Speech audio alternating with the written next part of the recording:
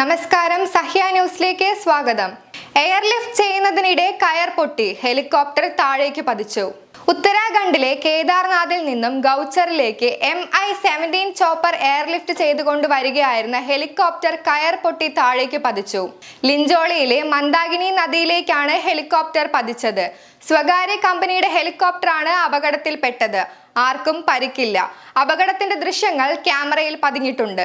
സ്വകാര്യ കമ്പനിയുടെ തകരാറിലായ helicopter airlift ചെയ്യുന്നതിനിടെ താഴെ വീണതായി പോലീസിൽ നിന്ന് ദുരന്ത നിവാരണ സേനയ്ക്ക് വിവരം ലഭിച്ചതായി ഒരു ഉദ്യോഗസ്ഥൻ അറിയിച്ചു.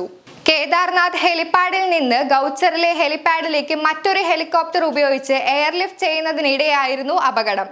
ദുരന്ത നിവാരണ സംഘം സ്ഥലത്തെത്തിയിട്ടുണ്ട്. രക്ഷാപ്രവർത്തനം പുരോഗമിക്കുകയാണ്. കേദാർനാഥിലെ ക്ഷേത്രത്തിലേക്ക് തീർത്ഥാടകരെ എത്തിച്ചിരുന്ന ഹെലികോപ്റ്ററാണ് തകർന്നത്.